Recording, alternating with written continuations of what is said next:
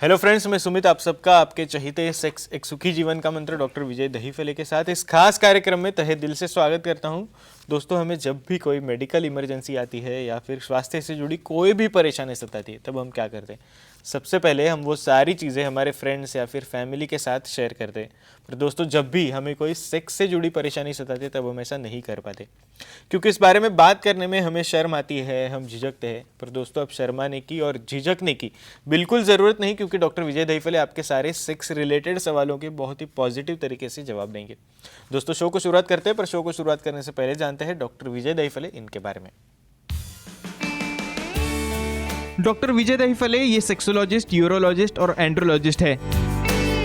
Doctor के clinic Aurangabad, Hyderabad, Delhi में द्वारका, पुणे, नवी मुंबई में नेरुल, दादर, अंधेरी, कल्याण, नासिक, अहमदाबाद और दुबई में है। डॉक्टर विजय दहीफले का भारत एवं अन्य देशों में कॉन्फ्रेंसेस और सेमिनार के लिए आना जाना रहता है, जिसमें डॉक्टर सेक्स रिलेटेड सलाह मशवरा करते रहते हैं।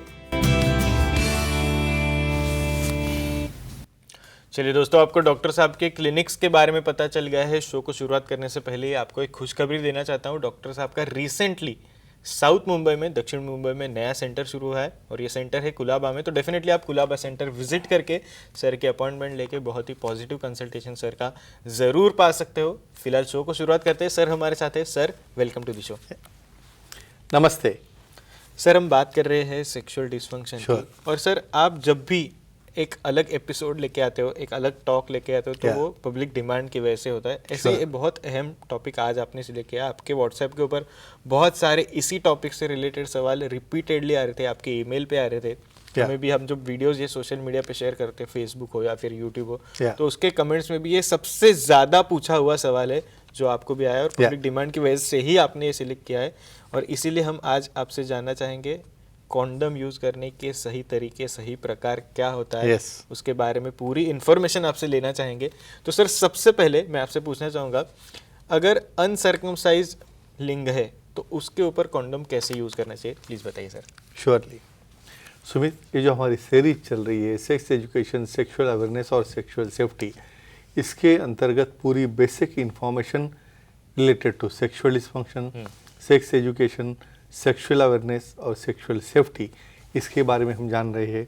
लेकिन ये हमारी फ्रेम है, time, place, person, condition, culture, safety, अपना ओन और नॉन पार्टनर के साथ ये आजमाना है। आपको काफ़ी लगता होता है इतना सिंपल टॉपिक है, यानी कंडोम कैसे यूज़ करना है, कैसे उसको चढ़ाना है, कैसे उसे निकालना है, लेकिन बहुत इंपॉर्टेंट टॉपिक है। क्यों? क्योंकि इसके मेथड में कुछ रॉन्ग आ गया तो उसकी वजह से उसका फेलियर रेट बढ़ता है। बहुत बार क्या होता है, अनसर्कमसाइज पेनिसेस रहते हैं, यानी हमारी प्रीफ्यूज जो स्किन है वो जो आगे पीछे बहुत बार पार्शियली होती है, कंप्लीट होती है। ऐसे अनसर्कमसाइज स्किन में कुछ लोग बिना स्किन पीछे के बगैर कंडोम को रोल करते हैं। उससे क्या होता है, बाद में जब एक्ट करते हो तो स्किन पीछे जाएगी तो उसको पुल बैक करेगी या कंडोम को रप्चर कर सकती है। तो ऐसे केसेस में नीट और क्लीन हैंड से पहले प्रीफ्यूज से स्किन जो फोर स्किन है उसको पीछे लेना है पूरा, और पीछे लेने के बाद जो राउंड रहता है रिंग उसका, उसे धीरे धीरे उसके ऊपर इरेक्ट पेनिस के ऊपर चढ़ाना है। कभी भी कंडोम फ्लैसिड पेनिस पे या पार्शियल इरेक्ट पेनिस पे नहीं चढ़ाना। क्यों?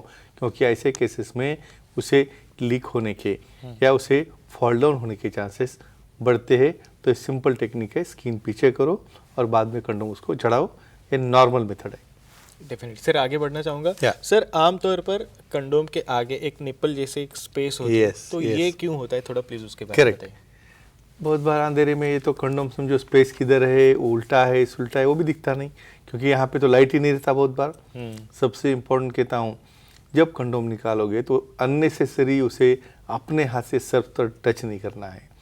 जस्ट एज को टच करके, रिंग को टच करके पहले तो समझ लो उसका आउटर और इनर कौन सा है, और उसे निप्पल जैसा टिप क्यों रहता है, उसके अंदर एयर रहती है। और जब हम चढ़ाएंगे उसको तो उसके अंदर एयर ट्रैप होती है।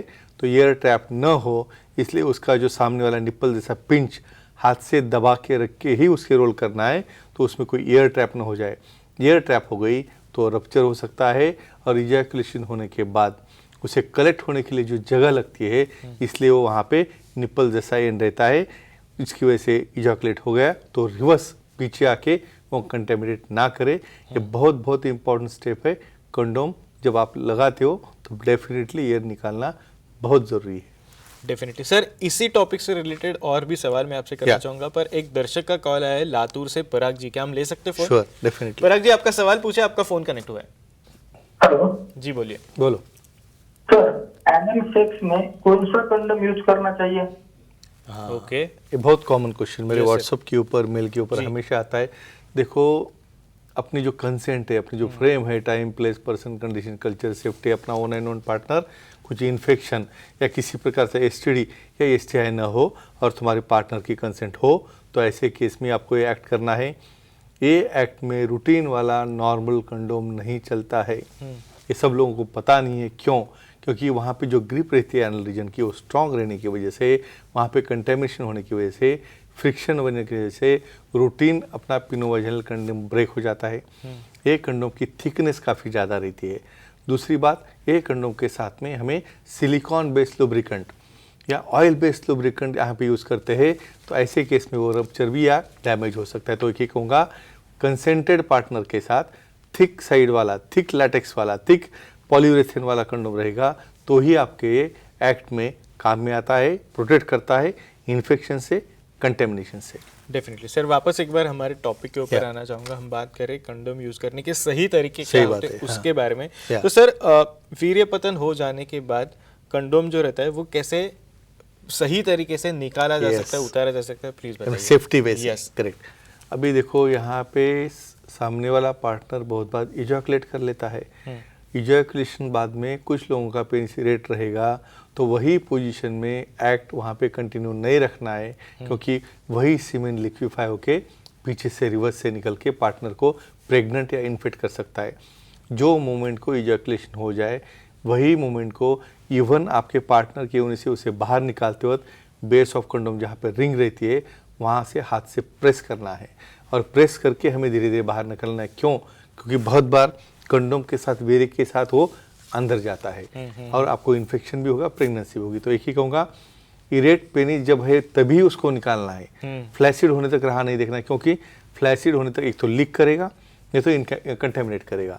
तो एक ही कहूँगा, इजैकुलेशन हो गया, एक्ट बंद करो, उसके बाद में होल्ड करो बेस पे और स्लोली उसे वहाँ पे होल्ड करते हुए, स्लाइड करते हुए उसे निकालना है और उसे प्रॉपर डस्टबिन में डालना है, टॉयलेट में नहीं। डेफिनेटली सर, वापस एक बार क्वेश्चन आंसर्स के ऊपर आते हैं। हम बात कर रहे थे कॉन्डम के यूज करने के सही तरीके। सर, एक बहुत अहम सवाल है मेल कॉन्डम के बारे में। मेल कॉन्डम सर कितने सेफ होते हैं, प्लीज थोड़ा उसके बारे में बताइए। एक्सेलेंट। अभी देखो, ये सेफ्टी, ये क्यों एजुकेशन हम दे रहे हैं उसे कैसा यूज़ करने का।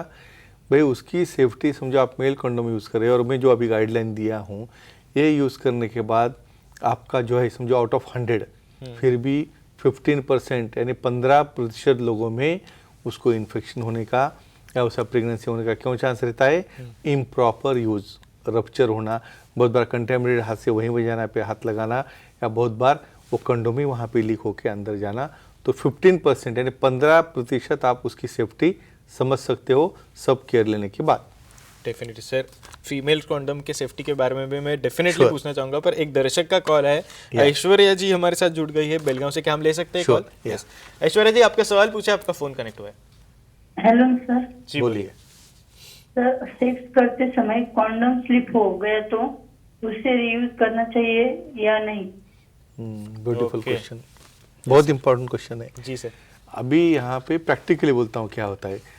इरेक्ट पेनिस हो गया, आपने कंडोम उसके ऊपर चढ़ाया, लेकिन कुछ कारणों से आपका माइंड डाइवर्ट हो गया, आपने इंसर्ट किया है, उसी वक्त वो फ्लैसिड हो जाता है। फ्लैसिड होने के बाद आपको लगता है भाई एक्टिविटी तो मेरी हुई नहीं है, तो अभी क्या करेंगे, उसी को हम और डबल चढ़ाएंगे और करेंगे। ऐसा कतई नहीं करना है। क्यों? क्योंकि प्रिकम जो रहता है, यानी वो लगाने के बाद पार्शियली भी समझो आप कर रहे हो, आपको आंखों को नहीं दिख रहा है वीर्य, फिर भी प्रिकम से, सिक्रीशन से वहाँ पे स्पर्म वहाँ पे आ सकते हैं, सिक्रीशन में इन्फेक्शन आ सकता है।